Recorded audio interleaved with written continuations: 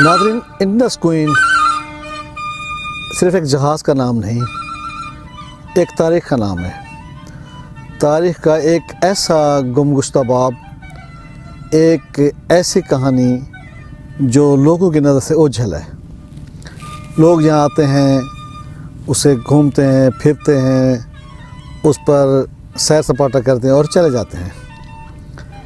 اس کی تاریخ کیا ہے، اس کے واقعات کیا ہیں، اس کے حالات کیا ہیں، اس سلسلے میں ہم نے آج ملاقات کی ہے جناب راؤ ذوالفقار عنبر صاحب سے۔ یہ اس جہاز پر سفر بھی کر چکے ہیں، اس پر رات بسر بھی کر چکے ہیں اور اس کے ساتھ ساتھ اس کی تاریخ سے بھی واقف ہیں۔ راؤ ذوالفقار عنبر پروفیشنل کیمرہ مین ہیں، کتابیں لکھتے ہیں، دانشور ہیں اور شہر فرید کے ساتھ پورے جنوبی پنجاب میں ان کا ایک نام ہے۔ میں ان سے آپ کی ملاقات کرواتا ہوں۔ راؤ صاحب، یہ بتائیں کہ یہ جہاز کیسے یہاں پہنچایا گیا، کیسے لانچ ہوا، یہاں سے لے کر اس کے بند ہونے تک کیا سٹوری کیا ہے؟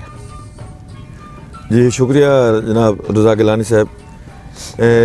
اس کے حالات کچھ اس طرح جو ہم نے بزرگوں سے سنے ہیں، کیونکہ باقاعدہ تحریری طور پہ اس کی ہسٹری تو کہیں موجود نہیں ہے، لیکن سینہ بسینہ ملنے والی جو روایات ہیں، جو باتیں ہیں، جو لوگوں سے آپ سنی ہیں، جو یہاں پہ کپتان تھے جہاز کے، جو ان سے سنی ہیں، تو انہوں نے یہ بتایا ہے کہ یہ دنیا کے اندر صرف 2 ہی جہاز جو تھے وہ بنائے گئے تھے۔ ایک جہاز جو غالباً جو فرانس کے اندر کسی کمپنی نے یہ 2 بنائے تھے، ایک وہاں پہ ہے، اور ایک جو جہاز ہے وہ یہ کوٹ میٹھن کے اندر نواب صاحب نے خواجہ غلام فرید رحمۃ اللہ علیہ کے لیے لیا تھا۔ لیکن خواجہ غلام فرید نے بجائے اس کے اپنے زیر استعمال رکھتے، انہوں نے اس جہاز کو عوام کے لیے، پبلک کے لیے وقف کر دیا، تو لوگوں نے اس پہ سفر کرنا شروع کر دیا۔ تو اس کی جو جہاز کے ساتھ جو اس کے علاوہ جو چیزیں تھیں، وہ ایکسٹرا چیزیں، وہ پورا ایک سیٹ اپ تھا اس کے جہاز کے ساتھ۔ اس کے 2 مسافر خانے تھے، 2 اس کے عرشے تھے، اور 2 اس کے ساتھ لانچ بوٹ تھی، اور اس کے علاوہ 2 اور چھوٹی بوٹ تھیں جو اس جہاز کے دونوں سائڈیں پہ لگی ہوئی ہوتی تھی، جو ریسکیو کے لیے۔ ہاں جی، وہ اگر جہاز خدا نہ خواستہ، کیونکہ پانی دریا کا جو ہے وہ کہیں کم ہوتا ہے، کہیں زیادہ ہوتا ہے، تو اس وجہ سے کبھی کبھی یہ جہاز جو ریت کے اندر جو وہ پھنس جانے کی صورت میں، تو اس وقت اس کو وہاں سے نکالنے کے لیے تو سواریوں کا وزن کم کیا جاتا تھا، تاکہ تھوڑا سا وزن کم اور یہ اوپر سے اٹھ جائے اور اس کو نکال لیا جائے۔ اس طریقے سے اس کو چلایا جاتا تھا۔ اور اس کی جو چیزیں تھیں، وہ مسافر خانہ جو تھا وہ مسافروں کے لیے ہوتا تھا کہ دور دراز سے لوگ آتے تھے، یہاں پہ رات قیام کرتے تھے، صبح یہ ایک چکر لے کے جاتا تھا چارچنا شریف، دوبارہ یہ وہیں پر رک جاتا تھا، تو اگلی صبح پھر یہ وہاں سے دوسری جو سواریاں آتی ہیں دور سے، ان کو لے کے پھر یہ واپس اس طرف آ جاتا تھا۔ ایک دن میں صرف ایک دن میں ایک ہی چکر لگاتا تھا، کیونکہ سواری بہت کم ہوتی تھی، زمانے میں ٹریول کم ہوتا تھا، لوگ زیادہ تر گھوڑوں پہ، گدھوں پہ، اونٹوں پہ سفر کرتے تھے، تو ان کے لیے باقاعدہ یہاں پہ جو مسافر خانہ تھا اس کے اندر انتظام ہوتا تھا، کنٹین ہوتی تھی، مسافروں کے لیے کھانے وغیرہ کا انتظام ہوتا تھا، اور اونٹوں کے لیے، جانوروں کے لیے چارے کا بھی انتظام وہاں پہ کیا گیا ہوتا تھا لوگوں کے لیے۔ تو اس طریقے سے اس کو چلایا جاتا ہے۔ پاکستان بننے سے پہلے، پارٹیشن سے پہلے، جب یہاں ریاست بہاولپور میں نوابان کی حکومت تھی، جی، تو یہ اس دور میں مقصد میں یہ انتظامات تھے اس حکومت کے، ریاست بہاولپور کے؟ جی، ریاست بہاولپور کے انتظامات تھے اس کے اندر، اور اس کے اندر اور جو بہت خوبصورت ناظرین وہ چیزیں تھیں، وہ یہ تھا کہ اس کی یہ انتہائی خوبصورت تھا، تو اس کی جو دیکھنے والی شکل تھی کہ وہ میں بچپن میں اس کو دیکھ چکا تھا، وہ تصور کے اندر وہ چیزیں ابھی موجود ہیں۔ آپ سفر بھی کر چکے ہیں؟ میں اس کے اوپر 2-3 بار سفر کر چکا ہوں۔ 2-3 بار؟ ہاں جی۔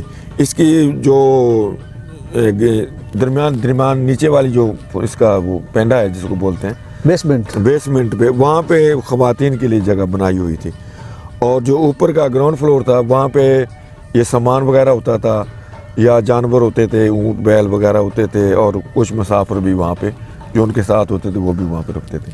जो इसकी ऊपर वाली स्टोरी थी वहाँ पे वो वीआईपी इंतज़ाम था। अच्छा टाइप। हाँ, वहाँ पे वीआईपी इंतज़ाम था और छोटे छोटे कमरे बने हुए थे उसके अंदर, 3-3 4-4 के। वहाँ पे जो ना वो रेड कारपेट बिछा हुआ था, वो सोफे बने हुए थे, पंखे लगे हुए थे, बिजली का इंतजाम होता था, जनरेटर इसके साथ चलता था। जैसे एक रेलवे के स्लीपर टाइप। जो रेलवे के स्लीपर टाइप इसके अंदर वो सिस्टम था। तो फ्रंट पे कप्तान होता था वो जो इसको चलाता था जहाज़ को। फिर वो जहाज़ की सूरत शक्ल और ये आज के जहाज़ की शक्ल तो और है जी। वो फिर ऐसा हुआ कि बदकिस्मती से इस जहाज़ को किसी अमले की लापरवाही से या किसी भी वजह से सर्दियों के ज़माने में इसको आग लग गई थी। तो ये पूरा जो इसका जहाज़ का स्ट्रक्चर जो था वो ख़त्म खाकस्तर हो गया था। वो जो 3 मंजिला जहाज़ था वो ख़त्म हो गया था। इसको दोबारा से फिर इस शक्ल के अंदर वो बनाया गया। तो शेड टाइप इसके इंजन वगैरह भी जो वो ख़त्म हो गए थे, वो नाकारा हो गए थे। तो इंजन भी दोबारा फिर उन्हें बुलडोज़रों के लगाए, लेकिन इन इंजनों में वो पावर नहीं थी जो इसको सही तरीके से चला सके। तो फिर ये ज़्यादा अर्सा ना चल सका, इसको रोक दिया गया क्योंकि ये बार बार ख़राबी होती थी इसके अंदर जाने के लिए। तो फिर एक कश्तियों वाला सिलसिला जो लॉन्चेस वगैरह वो चलनी शुरू होगी। तो इसको फिर फ्लड के दिनों में जब ज़्यादा लोगों को निकालना होता था तो फिर उस वक्त इसको ज़ेर इस्तेमाल लाया जाता था रेस्क्यू के लिए, वरना फिर ये वहाँ से रुक के अब इसकी ये हालत हो चुकी है कि ये नहीं, ये ऐसा नहीं हो सकता था कि एक इसे अजीम और कदीम विरसा समझकर कोई हुकूमत इसकी सरपरस्ती करती। अगर गवर्नमेंट चाहती तो लाखों रुपए करोड़ों रुपए का रेवेन्यू हासिल कर सकती है इससे। अगर इसको जैसे लोग करते हैं, ये पुराने ज़माने के अंदर जहाज़ वो चल रहे हैं, लोगों के सैर और सियाहत के लिए इस दरिया के अंदर चला दिया जाता, लोग उसको सैर का तफरी का ज़रिया बन जाता, लोग इसको देखने आते, अच्छी हालत के अंदर ये रहता। नहीं, अब तो काफ़ी पानी जो है ना वो कम हो चुका है, उसमें चल सकता है क्या? जी बिल्कुल चल सकता है, इसको चलाया जा सकता है, इसको एक जगह पे खड़ाया जा सकता है। इसको दोबारा से गवर्नमेंट क्या नहीं कर सकती, कितना खर्चा है इसके? ये तो ठीक है, इसे रेनोवेट करके इसे होटल की सूरत दी जा सकती है, में दी जा सकती है, एक रिजॉर्ट बन सकता है, पार्क के अंदर ले जाके लोग महफूज किया जा सकता है इसको। और ये बात इसके ऊपर कोई कंटीन, कोई होटल, कोई इस किस्म की चीज़ वो बनाई जा सकती है। इंडस क्वीन अगर चाहे कोई किसी और इलाके में होता, पर पंजाब में होता, कराची में होता, लाहौर के करीब होता, तो ये अच्छी हालत में होता है। इसके ऊपर पता नहीं क्या कुछ बना दिया, लाहौर को क्या से क्या बना दिया गया है, इसको नहीं बना सकते थे। इस पर उन्होंने इसको तो ये किया, तो आप तो खुद इसके यानी शायद हैं कि जब हमने इसके ऊपर फीचर भी लिखे थे और बात भी की थी कि इसको तो नीलाम कर दिया गया था। नवाज शरीफ दौर के अंदर इसकी नीलामी हो गई थी, बड़ी मुश्किल से इसकी नीलामी को रुकवाया गया। ये एजाज़ भी हमें हासिल है कि ज़ुल्फ़िकार नंबर साहब हमारे हमेशा साथ रहे हैं। तो 90 के अशरे में ना इस जहाज़ को बाकायदा तौर पर नीलामी करके और इसका जो लोहा वो बेचा जा रहा था। तो हमारे दोनों दोस्तों के नातवा जज्बों ने और नातवा कंधों ने हाथों ने ये एक अच्छा काम किया। हमने एक मीडिया कैंपेन चलाई और वज़ीर-ए-आज़म तक और मुतल्लिक़ा इदारों तक और आवाम तक हमने एक एहतजाजी तहरीक चलाई, और ये जो है वो उन दिनों ना बिकने से बच गया। लेकिन अगर इस पर तवज्जो दी जाए, जैसे एक डिप्टी कमिश्नर साहब आए थे गाज़ी अमान साहब, उन्होंने इसकी फिजिबिलिटी रिपोर्ट भी बनवाई थी। वो चाह रहे थे कि इसे कोई सियाती मकाम करार देकर या इसके रेनोवेशन करा के इसे कोई बना दिया जाए, कोई होटल टाइप।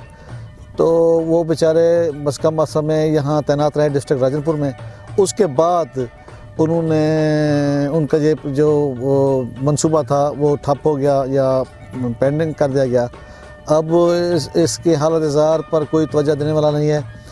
मैं ये समझता हूँ कि अगर हुकूमत वक्त इस अजीम और कदीम और कौमी विरसे को महफूज करना चाहती है तो ये इस इलाके पर बहुत बड़ा एहसान अजीम होगा। रज़ा गिलानी आपसे इजाज़त चाहता है। खुदा हाफिज़।